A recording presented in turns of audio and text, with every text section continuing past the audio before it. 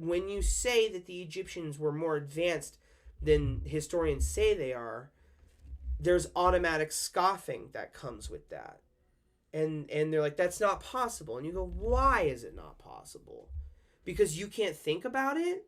That doesn't mean it's not possible. You know, you can't see air until you see a tree move, kind of a thing, right? Like, the absence of evidence is not evidence.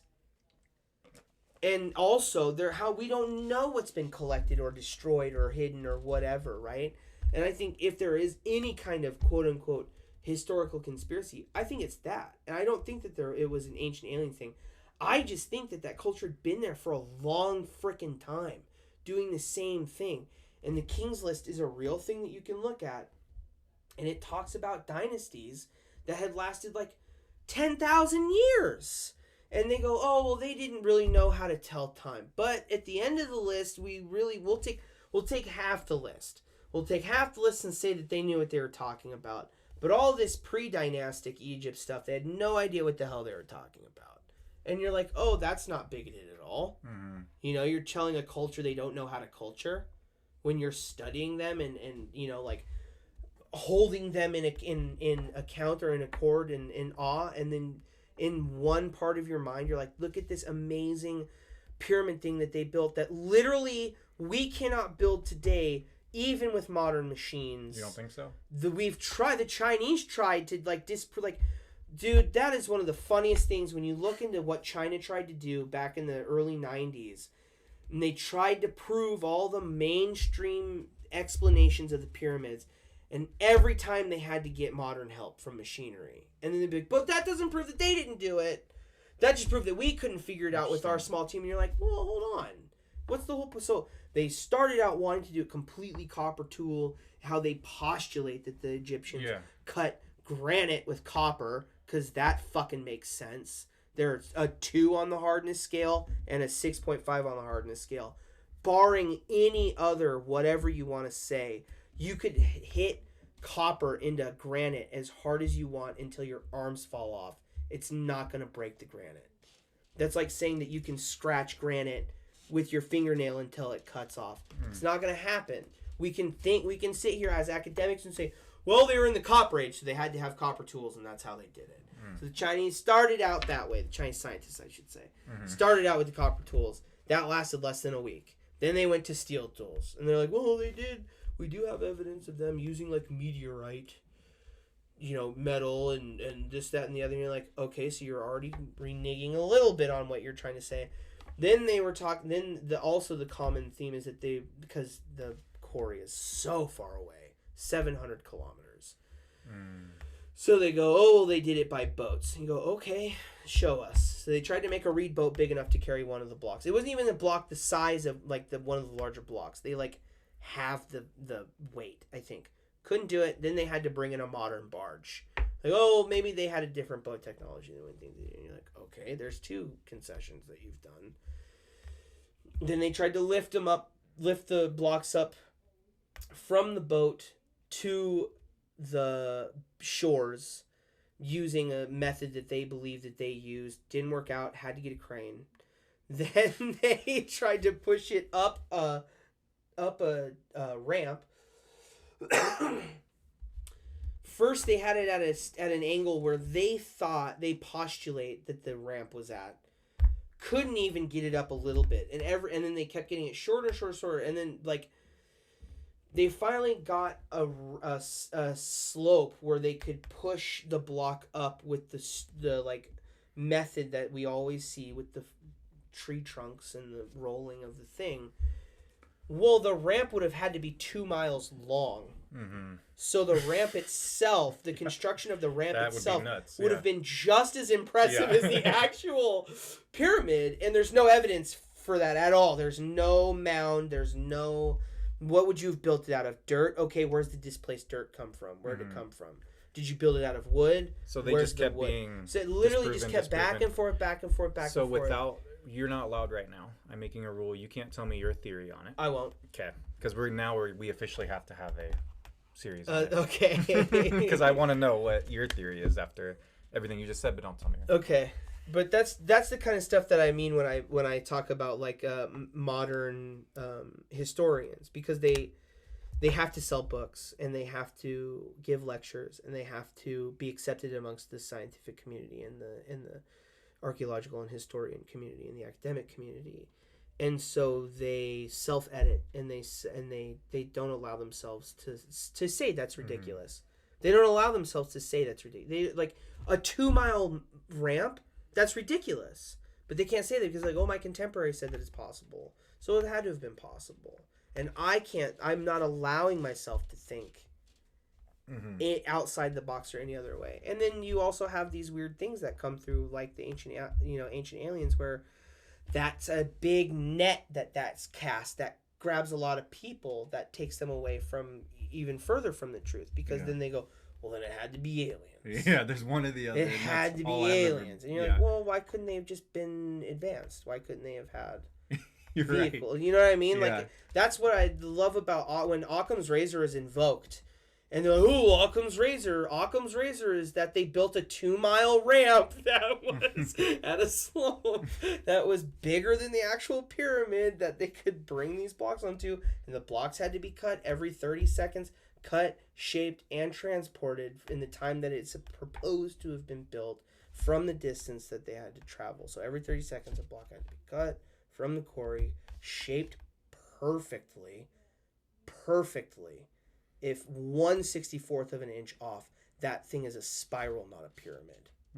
So you had to cut the block from the quarry, shape it perfectly, transport it 680 kilometers upriver or downriver technically, but from the south to the north.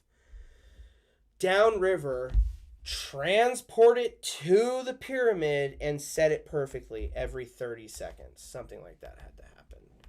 Oh, and it had to be slaves apparently for whatever frickin' reason. Because it's easier for us to go, well, it was slave labor, than for us to go, well, they were smart and they knew how to do shit like that. They had a sophisticated society where people had universities and schools where they could specialize in these crafts, where maybe they had a type of technology of resonance or any of these things that we're starting to get into now. We are seeing things being moved through resonance. We're seeing things hovering. We're seeing the drying of liquids through sound vibration, things like that. That's fucking science fiction 20 years ago. We're seeing it today. So why couldn't they have seen it 6,000 years ago? We know they had electricity. The Baghdad battery is a real thing that we've found. There were batteries that was recent, find. right? I keep seeing articles about we that. found batteries, and we go, what did they use them for? No, crickets. Yeah, I haven't heard anybody give or any of the readings I had, did they give a theory even? And even if it's the most basic, even if you go, oh, it's for gold plating, because you can detect, like, that could be a major use for gold plating. Do you even understand the implications of them knowing that electricity would make the particles of gold thin enough to coat a whole massive structure with one small piece of gold? That's fucking science. That's not an accident. Which is how we think everything was discovered by accident. Everything the ancients did was by complete accident. Fire was because lightning struck and they found it and they kept it and they tended it. Everything was an accident. They threw a rock and it rolled and they came up with the wheel. Everything was an accident. And instead of, we have the same brains they did. We've separated ourselves, and I do blame, not to be all, whatever, but I do blame religion for the fact that we have separated ourselves from nature and from the past. And we think that we are this transcended being. And we're the same. We're petty. We're jealous. We're starving. We want money. We want things. We're the same. The same things that drive us today are the same things that drove people 6,000 years ago. Everybody gets hungry. Everybody gets thirsty. Everybody wants to sleep. And they want to do it more comfortable. Everybody wants it in. Everybody wants to get it in. Everybody. And it's so crazy that we've spent so much time trying to separate ourselves from that, instead of the value of looking inwards and being like, well, if I think that way about this thing, why is it so crazy that they would think that way about something? And that, I mean, like, when they talk about religion and all that stuff, that's another one. Like, how many people that are doing digs in Norway and stuff like that are legitimate Norse pagans who understand the beliefs structures of these people in an inherent level and would say, no, actually, you wouldn't do that this way because that's not what those gods would want from them, and blah, blah, blah. Because then your contemporaries go, well, how the hell do you know? Well, what do you mean? Oh, because you believe in those silly little superstitions too? And you go, well, yeah, I would know because I believe in those silly superstitions. And Odin's direction isn't that way. That's Baldur's direction. And Odin's direction would be that way. And so if this was buried for Odin, it would actually be facing that way. And it could actually be this god, or this god. But there's none of that because even if they do practice, they're not going to talk about it because you can't put personal experience or personal context into the context of the things. And you're not allowed to think outside the box like we said before. There's always like, well, where's their garbage? Well, why would they have needed garbage? You know? Or Yeah. why would they have made something that would be thrown away? Mhm. If everything is survival, you're going to use everything until it's a freaking nub. Where's it going to be? So with that, thinking outside the box in this podcast being that, what are the subjects you were wanting to, you had a list, right? Yes. So we can kind of give people Yes. an idea of what. So, and there will be lots more. Right, but Because just I kind of actually haven't, there's a couple that I haven't put in there. But, so Göbekli Tepe or Tas Tepler, this is going to be like our first one. I want to do a mythology series. That's at least 4 episodes. Okay. That's semi-regional. Because religion was important. And I think we'll get more onto that in a little bit. Pre-dynastic Egypt, which we just talked about, or the Old Kingdom. Ancient Mesopotamia, something that you do know quite a bit about, which I'm very excited for that conversation because I think you and I both got our sting, or, the bug from the same professor at different points in our lives. So... comet impact theory, which and its implications, which were something that we were just talking about. That's very local to us. It's 2-hour drive away is where the evidence, a large portion of the evidence is that has gone into the portfolio to challenge the modern model of gradualism. And we actually have the privilege of living in a state. Heck, the Palouse Falls is also evidence of that. So we could actually just take a trip to the Palouse Falls and be able to see something like that. And we're talking about definitely doing one of those podcasts, one of those locations. Yeah, that would be cool to just take pictures and show people the scale. Because that's the other thing. Scale is so tough to show in pictures. Yeah. Until you're looking at, as a human being who is anywhere between 5'8" and 6 foot, whatever. In this, I'm sure you're 6 foot, I think. You're not yet? Okay, so... Not yet, still growing. Yeah, still growing. So you got to do a little bit more stretching. You look at these massive things and you're going like, oh yeah, that wasn't just a small piece of water that chipped at this. That is a massive... Something did that to that. So it'll be cool to get that. Perfect, I'm excited. The Ptolemaic dynasty, which is what we think of as modern ancient Egypt, which is such a funny sentence to say. Yeah. Is Ptolemaic dynasty. It's all Ptolemaic dynasty. So we'll get into that in the politics and how it was created. The Etruscans, which is something that is very fun to talk about. We'll talk about them before the Rome series, which we will do with like imperial, pre-imperial Rome, imperial Rome, Republic, and the consequences of them conquering Greece and Hispaniola and the Gallic campaigns and all that stuff.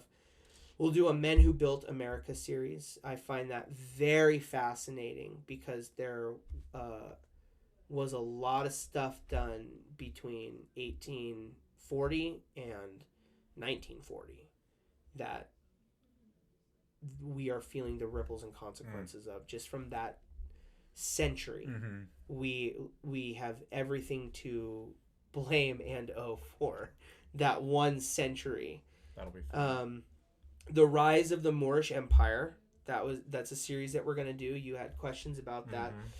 That's a subject that's very personal for me and is very close to me because I can trace my ancestry to that part of the world and in those centuries. Mansa Musa, That's going to be a fun episode. He's literally the richest man in the history of anybody. Okay. And you like very rarely do. You don't learn about him in high school. I should be grading the amount I know on these things. Yeah. And I'm gonna say 0 on that one. Exactly, and that's what's crazy. He literally was the richest human being ever. He changed economies when he visited places.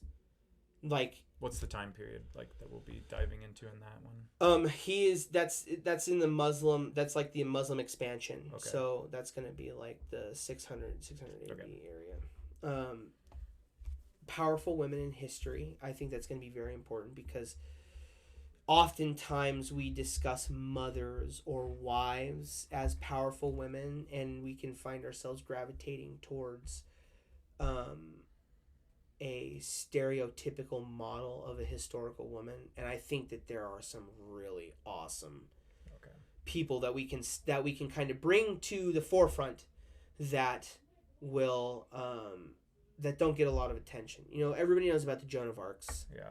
You know, everybody knows about like the Catherine the Greats or whatever, right? And like there are some ancient women that were badasses in their own right that did some pretty crazy things that don't get talked about a lot because, you know, the 1800s and early 1900s were like the heyday of history. Scythia, the world of alternative archaeology, will be a podcast that will will be like self you know, it'll be a little self masturbatory because we'll be talking about other podcasts in that one and like and like the work that these people are doing because they're really leading the charge, and it's kind of cool that we live in a time where that can happen, where like a layman can affect perception in such a real way. The royal families and feudal structures and structures of government are going to be probably like a 3-episode series that's going to get. I won't be too graphic. Okay. I'll try very hard to keep myself out of those episodes until the very end of the segment. Yeah, because I have my own. Our last segment. Will be What I really think. Famous assassinations is going to be a big segment. I think what we might do is instead of having that all be one chunk, what we might do is every now and then sprinkle in a famous assassination episode. Okay. And maybe what we'll do is we'll try to keep them within the time that like where we're kind of at to keep them visited, because there are some even in the ancient histories that are written about, like King Philip II of Macedonia, Alexander the Great's father. It'll be fun bringing in some of the conspiratorially minded. Yeah, that'll be and that's where you'll see. Because it's really where it started for me. My dad is a huge John F. Kennedy fan. Huge John F. Kennedy fan. And I was in junior high and had to do a 2-page report on him or whatever. And my dad made me watch JFK and made me watch 13 Days, which was the movie about the Cuban Missile Crisis. Okay. As a part of my like study for it. And then he introduced me to Oliver Stone's work and like some of that stuff, and that's really what kind of started me on my like love of history and like introduced me to the concept of the fact that like there's 2 histories that are always being told. There's like the one that's being told by the people that like want you to know the thing, and then there's like the actual stream of events that happen and the context, like the global context, because that's something that's very let go of. You know, when you're talking about like the British empires or whatever, you're not talking about the things that are happening around those things that are happening. It's very hard to do that. Yeah, it's a lot of information. So we'll sprinkle in the assassination episode. I think so. I think that'll be fun every now and then, just to have a fun episode. To be like, all right, today we're talking about, you know, Princess Diana. Totally or cool with today that. we're talking about JFK or whatever. And then we'll just add some in as we go, and like you're gonna have to lots more. I didn't read all of them. There's gonna be a lot. We'll link a list maybe or something. Yeah. Let it keep growing. A Google Doc. Yeah. and also I'm very open to suggestions. One of my favorite things to do is to veg out on a subject, like especially if it has something to So do. somebody presents you. Somebody with says like, idea or "Have you something. ever heard of or Okay. have you ever seen of?" Because we are on a we do have a Twitter, Cigar Thots podcast, THOTS. The C, the T, and the P are all capitalized, or it's at Cigar Thots Pod. Okay. Is the Twitter. We also have an email, Cigar Thots Podcast. And you @gmail.com. want people to reach out. You want them to Yeah, ask that would questions. be cool. Eventually, I'd like to get in a place where we're live streaming sections of the podcast once we get it up and rolling on like TikTok. Okay. And we can have, while we're doing that, we can have a segment where people ask questions, and maybe we can include that in our episodes of like a live stream questionnaire type thing. And I'm sure people have a lot of questions. I hope so. That's think- what this is about. I'm not an expert on any of this stuff. I'm a guy who's super curious and who can't shut up about stuff. Mm-hmm. And you're a very curious mind who likes to ask questions. Mm-hmm. And I think it's a perfect setup to have these kinds of conversations and discussions that we don't need to be mired by the constant need of validation. That you and I can say something and not have to worry about some professor coming after us and being like, "Hey, dude, I wrote a book about that and you're costing me money." Because I don't care. I'll be like, "Cool, write a better book." Yeah. Which even me, I have to get past because we're sitting here bashing like I said, academia or like the professors. Yeah, and stuff. they need a spanking. And I'm need like a worried spanking. about one busting in the door right now. Yeah. Well, they need a spanking. They take themselves too seriously. I think it's entirely too serious. We don't know everything. And we need to open up the information, I think. Totally. And I mean, like, God, JSTOR, the fact that you have that, like, all modern peer-reviewed articles are behind a paywall. Yeah, which Can is you, changing. I you see know, that? which thank the gods that is You know, happening. I didn't know that because I had no reason to look into it until my God. that. I maintained my when I left school, I paid for it for like 4 years after I was a student here. I kept my login. It was like $100 a year, but I kept it because like I was interested in that stuff. want to access And the you have it information. immediately at your fingers to be able to just sit there while you're pooping and read about like the latest biotech developments is pretty freaking cool. Which I probably wouldn't read, but I appreciate that you do. Yeah. Oh, dude, anything and everything. It's like a curse, really. My family hates it. I'm gonna try to channel that. That's Yeah, what this I is. hope so. I'm trying to channel it. They're so my daughter, dude, she calls them commercials. She's like, your commercial podcast, Dad. Like, relax. Can you turn that down? Oh, because you're listening to it. Yeah.